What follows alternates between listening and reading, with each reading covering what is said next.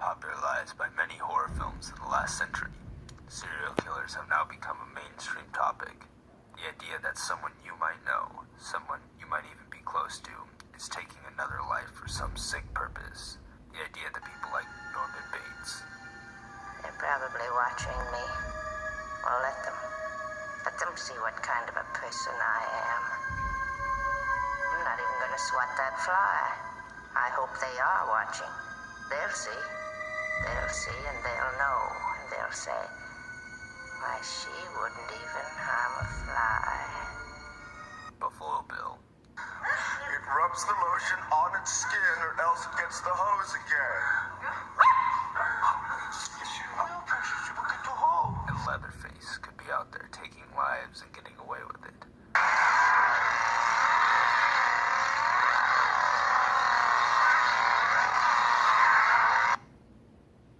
But the truth, the shocking truth is, they are, and they always were. They were all inspired by the most terrible of them all, the Plainfield Ghoul, Ed Gein.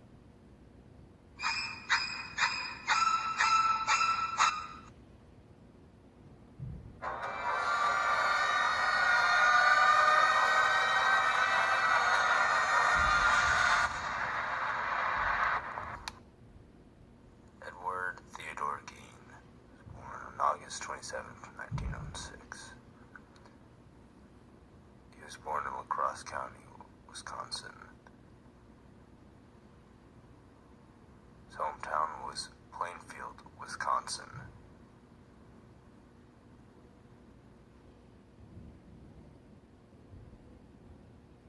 Mother, Augusta Wilhelm Gein, was the main idol in his life, known for her extraneous religious views and abuse. Father, who was an alcoholic and then left later on in life. Her sons stay in the farm unless going to school or doing work, doing odd jobs around the town. Augusta usually told her family that sex was a sin and that any other type of woman would try to seduce them and then send them to hell. George Philip Gein died of a heart failure on April 1st, 1944. The oldest brother, now Henry and Ed, were left alone to do odd jobs and help around the farm. Augusta grew paranoid. Henry grew tired of Augusta, and Ed grew tired of Henry. There's a forest fire around the farm, and after the forest fire was put out, Henry was found dead, but with no burn marks. Reason to believe that it was Ed.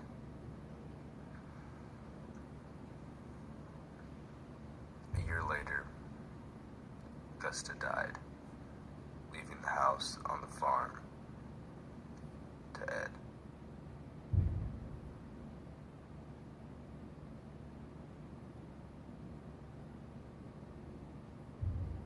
On November 16, 1957, Bernice Walden disappeared. Warden's son told investigators that Gein had been the last one in the store before her disappearance. Police began to suspect Gein. In the house, they found a wastebasket made of human skin coverings on several of his chairs, skulls on the bedposts, female skulls, some with the tops sawn off as bowls, corset made from female torsos, skins from shoulder to waist, leggings made from human leg skin, masks made from the skin, female heads, Mary Hogan's face mask in a paper bag, Mary Hogan's skull in a box, Bernice Warden's entire head in a burlap sack, Bernice Warden's heart in a plastic bag in the front of Gein's pot-bellied stove, 9 vulvae in a shoebox, a young girl's dress,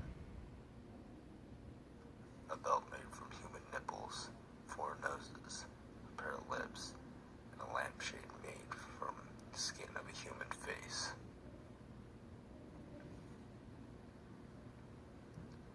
When they searched the house, they also found Bernice Warden dressed like a deer, since she had been killed with a .22 caliber rifle. He thought it was funny.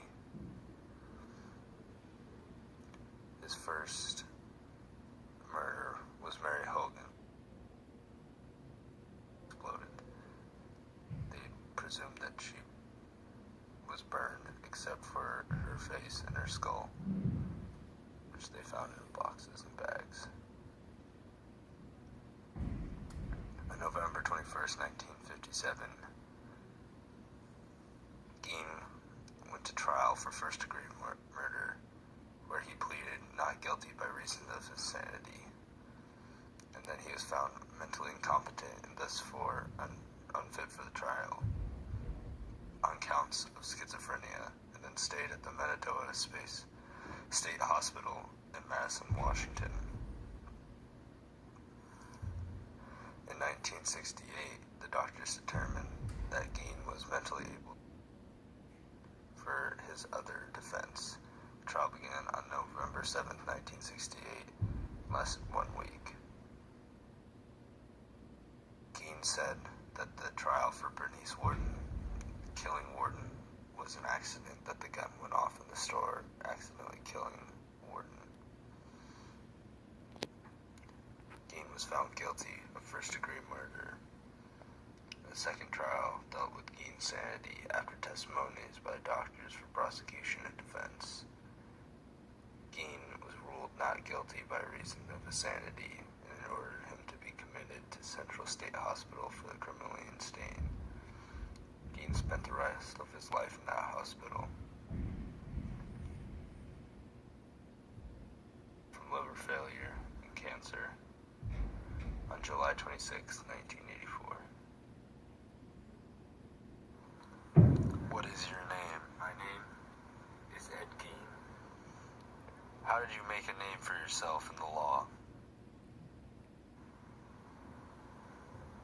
I confessed to killing 2 people and robbing over 40 graves from parts of women. Also charges of necrophilia and statutory rape. Why did you make all the skin pieces? I wanted to be my mother. Being the predominant figure that she was in my childhood, she also told me that sex was the ultimate sin and then made me question my sexuality because of it after she died. I then denounced my gender. I wanted to be a woman. How did you kill your confessed victims? Mary Hogan was the first one. She was killed with a handgun. I shot her point blank in the face. The second one was an accident. In the store in town, the .22 caliber rifle that I was holding went off in my hands, and Bernice Warden happened to be in the way.